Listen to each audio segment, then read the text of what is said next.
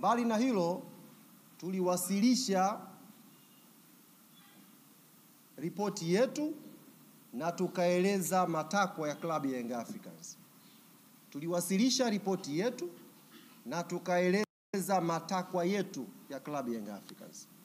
Ni kweli tumeainisha matakwa haya manne kama mlivyoambiwa na kama mlivyosikia na kusoma. Tumepeleka matakwa haya manne.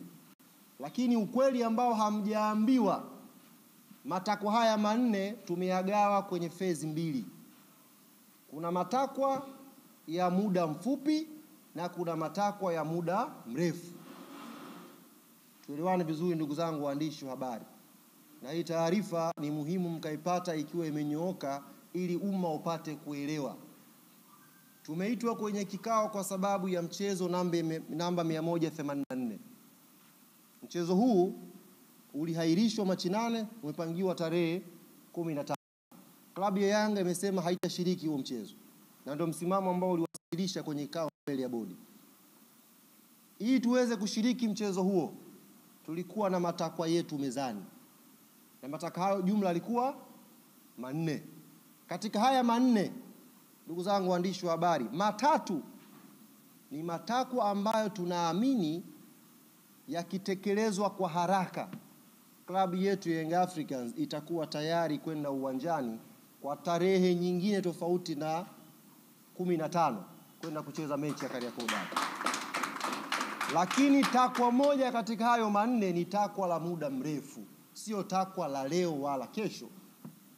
Kwa hiyo asitokee mtu akawadanganya kwamba klabu ya Yanga imekuja kuomba haya, alafu katika haya kuna mchakato sijui upitie uende wapi. Ni uongo. Tumeomba matakwa manne na matakwa haya yapo kwenye phase mbili. Na barua yetu tuliyowasilisha bodi ya ligi imejielezea specific kwamba mkitekeleza matakwa haya matatu, bungi inapigwa. Ili moja ni takwa kwa ajili ya mpango wa muda mrefu. Matakwa haya manne ni yapi? Na matatu ambayo specific tumeainisha ili yafanyiwe kazi tuweze kucheza pia ni yapi? La kwanza linakwenda sambamba na la pili.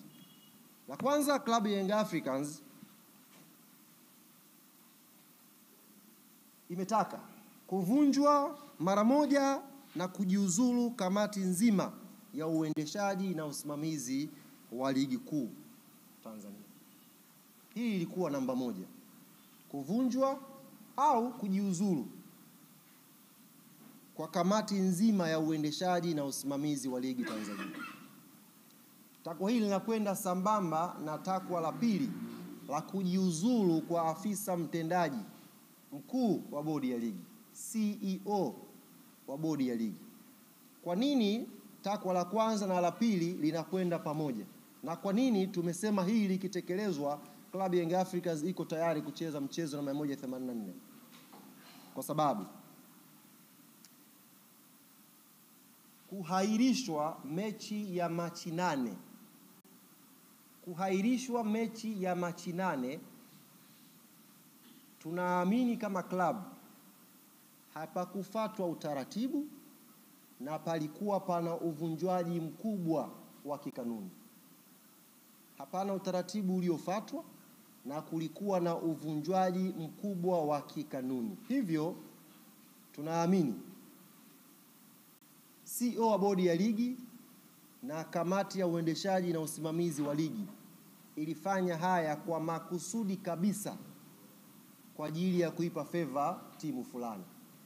Sasa basi, kwa sababu watu hawa wamevunja kwa makusudi kwa ajili ya kuweka upendeleo kwa baadhi ya timu kanuni na kuhairisha mchezo wa Machi 8, Club Young Africans haitakuwa tayari kushiriki mechi hii ya 134 namba 84 kama kamati nzima ya uendeshaji na usimamizi wa bodi haitajiuzulu au kuvunjwa na afisa mtendaji mkuu pia na yeye kuondoka. Jambo la tatu ilikuwa ni kujiuzulu kwa katibu mkuu wa TFF, ndugu Wilfred Kidao. Kwa nini uongozi wa klabu ya Young Africans umeweka hili kama takwa? Ndugu zangu waandishi wa habari, hiki kilio mmekuwa mkikisikia sana. Na sio ukisikia, mmekuwa mkikiona. Kumekuwa na maamuzi ya hovyo, maamuzi mabovu kwenye michezo ya ligi kuu Tanzania msimu huu. Waamuzi wamekuwa wakifanya maamuzi ya hovyo sana. Lakini kwa bahati mbaya, waamuzi hawa wamekuwa wakijirudia kwenye mechi na hawachukuliwi hatua yoyote licha ya kufanya madudu kwenye baadhi ya mechi. Yaani mwamuzi anakosea leo, kesho anarudi, kesho kutwa anarudi, na hakuna hatua yoyote inayochukuliwa, ndugu zanguni. Sasa kamati ya waamuzi ipo chini ya katibu mkuu wa TFF. Tunaamini haya madudu yanayotokea haya, kuto kuchukuliwa hatua kwa waamuzi kwa wanaoyafanya, kuna influence yake. Hivyo na sisi hatutakuwa tayari kucheza hiyo mechi ya namba 184 kama katibu mkuu wa TFF hatakuwa amejiuzuru.